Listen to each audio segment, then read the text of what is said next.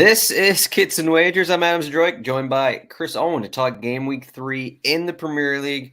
We're back for another week. He had to get his mind refreshed in the Upper Peninsula of Michigan. He went to nature. I think I said the prior week that I did some camping. I refreshed my mind. So Chris, you refreshed your mind after a difficult Game Week 2, but we're back and ready to go. You got your chi going. Is that correct? Yes. I guess you could call it my chi.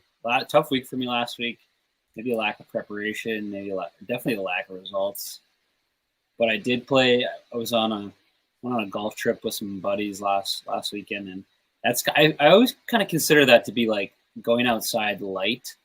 Getting in nature light, because golf is not you're not out in the woods. You're not hiking. You're not camping. You're like literally on manicured grass. So it's not quite.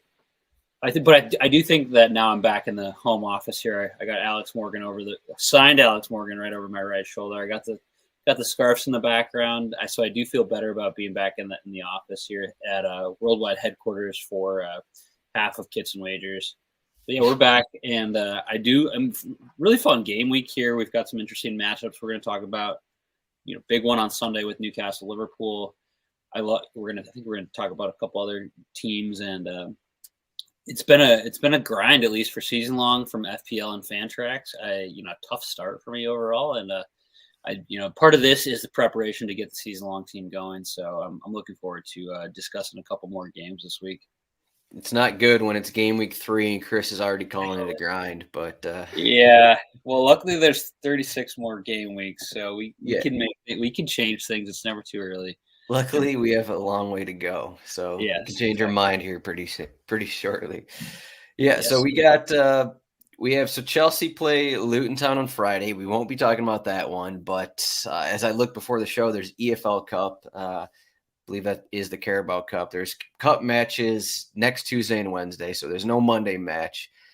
So now, we're not going to get rotation in league play, but we're going to see how deep some of these teams are, kind of a thing. We'll see the first game we're talking about, Everton against Wolverhampton. We'll see just how deep both of these teams are. I'm not sure when their games are, Tuesday or Wednesday, but two teams without a ton of depth have had interesting off seasons, while Everton has had a bunch of injuries here in the early season. We got Everton at plus 130 to win at home. This is Everton, who just got smoked by Aston Villa last weekend. I guess Wolverhampton also got smoked by Brighton. So there you go. Everton plus 130 to win. That was actually plus 100 10 days ago. So Wolves getting some money. Wolverhampton are plus 220. They were plus 250 10 days ago. And the draw is plus 235. Over 2.5 goals is plus 115. Under 2.5 goals, minus 145. Two teams that have been struggling to score. And you see the under 2.5 at minus 145. Not surprising. I'll mention the injuries here. And we got suspension for Matheus Nunes, who also happens to be in rumors to go to Manchester City. But Manchester City's first bid was apparently not enough for him. So that is Wolverhampton's only absence. But we have Dominic Calvert-Lewin, who has battled numerous, muscle injuries throughout the last, 3 seasons. He made a questionable move to go for a ball and clocked his head, got a fractured cheekbone on Emiliano Martinez. He's out for this week at least. Iwobi has a hamstring injury. He's out for the next month. So you got 2 absences there. We know McNeil's out. New signing Jack Harrison's still out. So we have questions for Everton starting 11. So as you can see here, Maupay and Danjuma possibly set to get the start. We could see Lewis Dobbin, some young player who came off the bench for him last week. We could see him start. He's been talked up a bit by Deitch, but we'll see. Needless to say, neither team entirely that deep. But Chris, maybe the ugliest match we're going to be talking about here, but just two teams that are struggling to score, and neither one has a true forward currently, outside of, I guess, if you want to call Neil Maupay a true forward. This is one of those matches, maybe we didn't want to talk about it, but we have to talk about it. We're doing our due diligence here. When we cover Man City and Newcastle, or Chelsea, Liverpool, or later we'll talk about Newcastle, Liverpool. Those are great games because they're top, potentially top 6, top 4 sides. But this is one of those games that's probably going to matter game week 38 when we're talking about relegation battles between Everton and Wolverhampton. Everton obviously avoiding the drop the last 2 seasons by the hair of their chin. Wolverhampton was one of our big picks here in our futures pod to potentially be relegated, given the financial circumstances, given the coaching carousel that they've got going on. But yeah, this is an interesting matchup. And, first reaction is like, let's go smash the under on something. But you don't get any value to smash the under until I think it's -1.5. So you're looking at a 1-goal game. So there's not, I was like, oh yeah, let me go just grab these good odds here on a -2.5. But that was not possible, unfortunately. I think, you got to go to, it's under 2.5 was -145. Yeah. So, and then under 1.5 is actually +210, which is an interesting, it might be a fun kind of bet, and you get really good odds just for like a 1-0 or a 0-0. So that was first reaction. But looking at the two sides, neither have been, they've got 1 goal between them in 4 total games. That was Wolverhampton scored a goal last weekend against Brighton, where they lost 4-1. Of course, Everton 1-0 against Fulham, 4-0 against Aston Villa last weekend, which was they got absolutely smashed. I thought they, I watched the extended highlights, so not the full game, but it looked like Villa really took it to them throughout, and they weren't really ever in the game. Of course, Wolves arguably had a shout to get a penalty against Manchester United in that match, so they could have pulled a goal back there, but I think it's going to be tough here for either team to score. It's I had a difficult time finding bets here, but I'm going to go no on both teams to score. It's -105. The unders aren't really there. And then if you wanted to go a different route, and don't think that there's going to be a ton of goals, I think that you could go to goal bands. And you can find that 1 to 2 goals is -105, which I kind of like a little bit more than the classic 2 to 3 goals, which is pretty standard. That's +100. I just don't think that there's going to be a third goal. And even the thing that would scare me, it would be a 0-0, a 0-0 draw. But I do think maybe we can score a goal here, and it might be 1-0 or somehow 2-0. But yeah, two teams that are inept at scoring goals and going to find themselves probably at the bottom of the table come the end of the season. Yeah, basically both these teams had the same issue last season, gone into this new season. Wolverhampton, I mean, they're still getting Sasa Kalajdzic back from his torn ACL, but he's still not ready to start or not play a ton. That's basically considered a new signing. We already talked about what happened with Lopetegui there. And then Everton, they have Danjuma, and we'll see what he can do. He hasn't played a ton yet. He had like some kind of minor injury early on. But, yeah, knowing both teams to score, you look at some of these early matches, and Wolverhampton probably should have got one, probably should have got a PK, I think it was, against Manchester United in the opener. They had some chances. Everton probably should have scored against Fulham. But I feel like we're going to be saying this a lot about these teams. Probably should have scored maybe once or twice in this match, but they didn't because they just can't convert. So, and then you take Iwobi out, DCL is out again. I don't think that helps very much. So, and then Matheus Nunes, who's being looked at by Manchester City, you take him out as well. So it's like, okay, well, what are these teams going to be looking like here? Needless to say, I'm going with a corner bet. I did some number research here for the podcast people. I'm 4-2. Chris is 2-4. I'm working, as you'll see in some upcoming bets, I'm working to get my numbers up because I do like to do some crazy bets here and there to get that I'm up plus 148 on $100 bets. I like that to be a little more, but I got over 10.5 corners. What I was going to say, I'm 3-0 in corner bets this season on this show. Standard protocol. Yeah. The thing about corner bets is that the numbers are really difficult on a lot of the number on whether you look at first half, second half kind of thing. I'm just doing full game here. And I think that Everton, what Sean Dyche has liked to do is kind of come out attacking a little bit. I think they'll get a few corners early in the first half, but I think it'll eventually be kind of like a back and forth match. This isn't the same defensive Wolverhampton team. I think they'll be fine with, trying to get something happen, trying to get 3 points from this match. So I don't think either team is just going to sit back and be like, yeah, let's play like, I don't know, Sheffield United and play for a scoreless draw. Like, I think both these teams think they can get 3 points out of this one. I think both of them are going to go for it. I think that's going to lead to corners. So that's over 10.5 corners at plus 105. No on both teams to score, minus 105 for Chris. So Chris, who do you think? You think Everton 1-0, or would you just go straight up scoreless draw here? I honestly go Wolves. Wolves 1-0.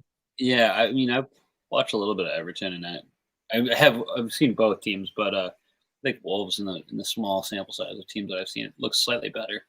We probably could have taken a point. Well, still got a single PK, but probably could have taken a point against Manchester United. I don't know. They last season, just for historical context, it was 1-1 at Wolverhampton, and then Wolves actually won 2-1 when they played at Goodison last season. That was back on Boxing Day. So Wolves have had the better of them. They've won 3 of the past 4 matches against Everton. So I think if there's a team that's going to win, it might be Wolverhampton. Looks like Adam found the mute button again. The classic, both teams struggle to score, but each of them score in both meetings last season. Are you worried about those results at all? Yeah, slightly. I mean, knowing both teams to score, both teams scored in both matches last season. So, of course, that concerns me. But they have 1 goal in what is that, 360 minutes?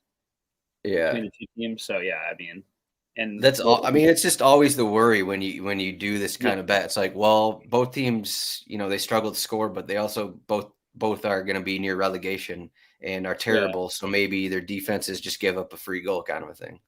Yeah. From a purely betting standpoint, I always and we'll get to this in one of these matches, but I always enjoy the no on both teams to score rather than the no on both or yes on both teams to score, no draw bet, which is right in the same spectrum of bets. But yeah, I think this is a bit safer. Yeah. All right, next game we're talking about, we got Brighton at home against West Ham. This one is later on Saturday. I think it's standalone here, 11:30 a.m. Eastern. But we got Brighton continuing what they did last season, even with some new pieces in the lineup, minus 190 to win. West Ham are plus 475. These odds haven't changed too much. The draw is plus 370. Over, so this is a little different than the last game we talked about. Over 3.5 goals is plus 130. Under 3.5 is minus 165. Under 2.5 is plus 145. In terms of injuries, suspensions, Aguerd was suspended last week in the match against Chelsea. So we figure Agbana is going to come into the back line. They have a couple of different options. And Ciso, it seems like he picked up a knee injury. He started last match, but Joao Pedro actually started the first match of the season. So we're going to assume that Joao Pedro is back in the starting 11. Otherwise, there's no any injury issues here. So Brighton at home dominated this match last season. Why isn't that going to happen again here? Why is that not going to happen? Looking at your bet, I don't know if you can come up with a reason. Yeah. West Ham, I mean, good addition to James Ward-Prowse. Automatically pays off last week. I think he's I forget who it was, scored off the corner kick, his corner kick. I think it was Aguerd. Aguerd had the goal and red card. Yeah, I mean the double there, the classic double. But yeah, James Ward-Prowse, great addition. Love him. Loved him at Southampton. Adds a little bit that they didn't have, and of course, huge result against Chelsea. That's not just an easy win. I mean, yes, they were at home. Yes, Chelsea are once again have an inept at goal scoring, but it was a good result. But yeah, Brighton smashing the lower tier teams. What we would say is two teams that are probably going to be in the bottom 5 at least at the end of the season. Maybe at least a little more conservatively in the bottom 10 in Luton Town and Wolverhampton. They get a bit tougher test here against West Ham. But yeah, I actually I have a stream of bets here, but I think Brighton have just been so impressive. Moises Caicedo, Alex McAllister, they just bring in new players into the team, and it doesn't matter. I mean, they're rocking James Milner at right back, I'm pretty sure. And they should have Joao Pedro has looked good. It sounds like they only have, is it Julio and Cisco, who might be a little bit of a doubt for them. I think he had 2 assists last week, but that's more attacking depth than anything. So they might be missing him, but I still think here I like Brighton at home. They've been just super strong, and then from a historical context, they've been really good against West Ham as well. They have They last season they smoked West Ham 4-0 at the Amex, and then they actually went to London Stadium and won 2-0. And then even before that, season before, it was 3-1. So they've been beating West Ham up here in the last 3 matches. I like Brighton to win this one again. It's a bit of an ask here, but we're going to go -1.5. Brighton -1.5. And what do we have for odds on that one? +130. +130. So a little higher odds than some of the other ones we've done, but I like them to continue what they've got going. It's just like it doesn't matter who they plug into the starting 11 there, but they're just getting it done. They keep scoring goals. Yes, they might face a little stronger back line here than they did in the first 2 matches, but I still like them to do it. And then there was another interesting bet. Given that they've scored 8 goals in 2 matches, you could go Brighton over 2.5 goals, which is quite a bit of 3 goals at West Ham's could be a big ask, but that is +150. So if you think yes, I like Brighton to win by 2 goals. Yes, I think they're going to continue their goal scoring form. You got over 2.5 at +150 as well. So Chris gave me this bet this morning, and I was also on it. He's on. Let me put up the graphic here. Brighton -1.5. I think we're on the same basic thought here. Brighton kind of smashed him in the spot last season, and from what we've seen from West Ham, I know they got the win against Chelsea. I wouldn't say it was overly impressive. I just went through some recent numbers. They had I know they're ahead in the majority of these games here, but they had 24% possession against Chelsea and then 37% possession against Bournemouth. As you can see in the graphic here, I may have gotten a little crazy with this bet, but the corners odds, as I've been saying, are just not what I want. So we have over 4.5 corners in the first half is at -150. Not going to take that. Anything on Brighton, I guess some of these numbers have changed, but last season, like West Ham was my, kryptonite, I guess, in terms of corner bets, because they're a team that just they never like having possession. So projecting corners is always a game, is always unpredictable. And that's kind of what I'm going with here. So I got West Ham race to 5 corners at +475. Okay, I'm gonna build this out for you right here. This 475 bet. So we'll just say that maybe let's say Brighton score first half. Let's say Brighton get up to an early lead. They get out to a lead, something that hasn't happened in these prior West Ham games. They got out to a lead against Bournemouth. They got out to a lead against Chelsea. So, they're never having to chase the game. They're going to be a situation where they have to chase a little bit. So let's just say maybe Brighton get 1 or 2 goals, and in the process, maybe they only have 2 or 3 corners. It's not going to be, this isn't a situation where they're playing, as you mentioned, the prior teams are playing, where they're just going to have a noticeable edge kind of all over the place. Now we're going against, Sucic, Ward-Prowse in the middle, Paquetá, Bowen, all these guys who we know have probably a slightly more quality than anything Brighton has faced so far, in addition to West Ham's defense being pretty solid as well. So let's just go with the basis. Okay, we'll say that Brighton get a couple goals, but they don't get a ton of corners in the process. So West Ham, the second half, they're having to push a little more than they had the prior 2 games. That's going to lead to some JWP corners. West Ham race to 5 corners, +475. Let's do it, Chris. Wow. We don't usually, good on you for a 475 bet. I don't think I've seen this number come across the Kits and Wagers podcast. So this is one I'll have an eye on. Yeah, wow. Good stuff. And to Adam's credit here, I did send him my bet, and he let me know that was actually his bet before. So we're both on Brighton -1.5, but he was kind enough to say that, hey, you can. He didn't say you can have it. He said he didn't say anything actually, but then he switched his bet to this one and it ended up being +475. So I kind of love it, So I think I said I'm gonna get wild here. Or yeah, exactly. And in fact, you did. So here we are, West Ham race to 5 corners.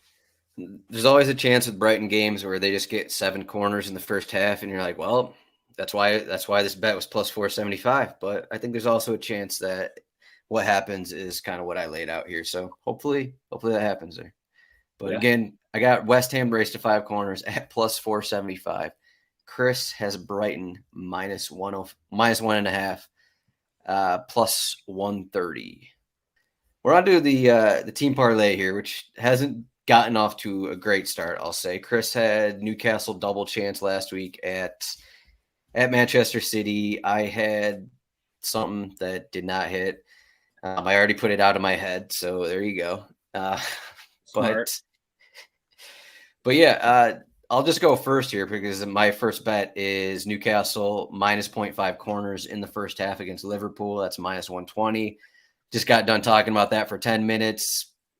I just think Newcastle are just going to try and get that 3 points in the first half and try and put it away, kind of what they did against Aston Villa a little bit. And I think it's going to lead to corners. And I think their midfield may end up being a little bit better than Liverpool's.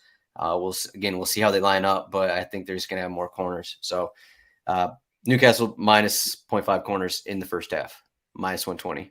What do you got? I got Bournemouth double chance. They're playing at home against Tottenham, minus 125. You can get that for. I love a good double chance bet for a team that's playing at home, especially when the odds are pretty solid here. You're getting good odds. Yes, Tottenham looked pretty good last weekend. They've varying degrees of excellence from them. So I just think, Bournemouth, like I said, they could have been a 2-0 up against Liverpool last weekend within like 6 minutes. I think that, they're playing at home. Anytime a Premier League team is playing at home against a side, it's like kind of the first thing I look at is that double chance because, you get the fans behind you. You can take a draw away, best case scenario win. But Tottenham have kind of been a little bit all over for me. Big Ange, man. I love his post-game interviews for Tottenham. They're awesome. Yeah, that's where I'm at for this one. Hopefully we can bounce back. Parlays right now struggling, but I think we can. It takes one good week for us to go back up. Yeah, I think we were like 10-20 or something last season, and we were still up $700 or $800. So that's why it's a parlay, because we have some that go all of them are plus 200, plus 300, plus 400. But does any of your thinking into Bournemouth come into play with James Maddison probably not being ready to start, and then them having to change things up there in the middle of the field, considering Maddison has probably been their best player through 2 matches? Yeah, certainly would be a big miss for them. I was talking to a Tottenham fan who's a friend, and I was like, Dominic Szoboszlai going to be the signing of the season. Just has some banter, and he's like, no, it's going to be James Maddison. He looks absolutely electric in that Tottenham attack. And to be fair, he does look great. No Maddison would be a huge miss for Tottenham, especially because, obviously no Harry Kane anymore. Then you're asking a whole lot from Kulusevski, Richarlison, and Son to really kind of create it. I will say, I think he was man of the match last weekend. Papasar. Yeah. He looked great. He got away with a goal. It's kind of all over the pitch, and he's been a really good addition for them too. So we'll see. No Maddison certainly makes me feel a little bit better about the double chance bet. I think the cool thing. Cool. I guess I'll say cool. Okay. Just about these central midfielders for Tottenham, because like Højbjerg is on his way out. He just doesn't.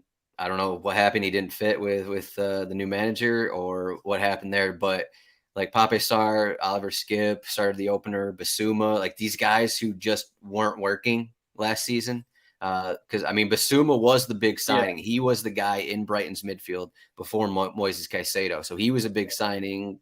Was it maybe 2 years ago, 1 year ago? And then Sarr was also on their team last season. He got some minutes in the World Cup, and then he went back to Tottenham and was like, well, can't really get minutes here.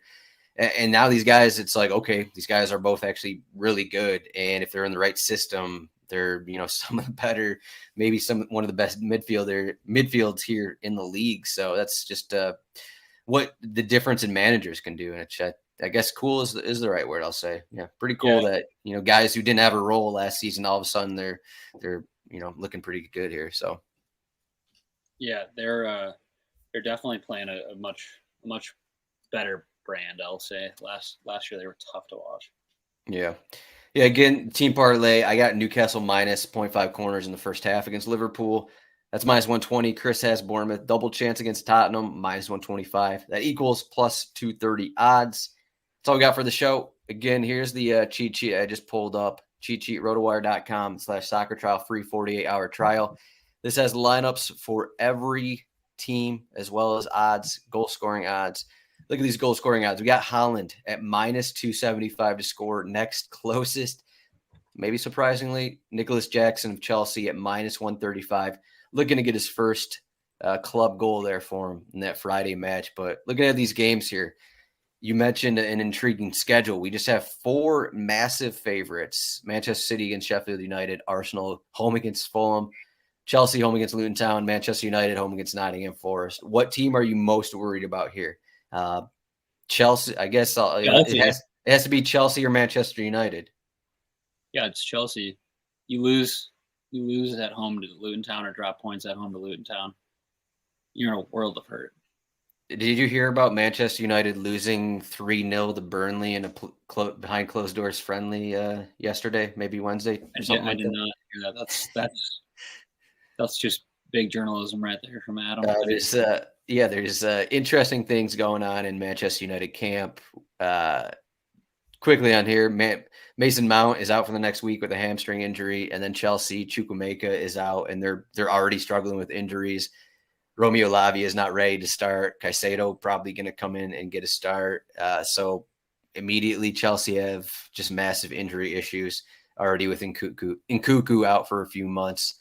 Just so some interesting things here, just with cup games coming up as well. So depth is already a question, even though Chelsea have spent so much money on these guys that they already have so many, expected starters just out with injuries. So something to keep an eye on here as we get going.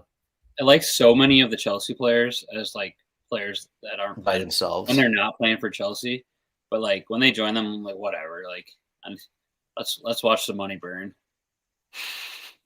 I mean, what Pulisic scoring his first AC Milan goal, and everyone's like, "Oh, Chelsea shouldn't have let him go." Yeah, it's so dumb. And then they got Loftus-Cheek in the starting 11 at Milan. Olivier Giroud just laying it off perfectly too. Like I said, I love Chelsea players when they're not at Chelsea. Yeah, these guys had their run at Chelsea. I don't think they needed to continue anymore. Yeah. Granted, we just kind of said this about, Pape Sarr and Basuma. It was like these guys had their careers kind of revived with the new manager. Maybe that could happen at Chelsea, but, Pochettino wanted certain players, and he didn't want these guys, so they weren't going to play anyways. Like Pulisic's role, I don't think was going to change under Pochettino. So Conor Gallagher at Crystal Palace, he was their player of the season that year, and then he comes to Chelsea and it's just kind of suspect. Yeah. All right, that's all we got here. Chris, you can find him at CHROwen8 on Twitter. I am at Zdroik. Thanks for watching this show, and good luck on your bets, everyone. Hopefully, Chris can get a bump back, get a boost back in his numbers, and hopefully we get that plus 475. We'll be glued into the West Ham race to 5 corners. Plus 475. Let's get it. We will. Thanks, Adam.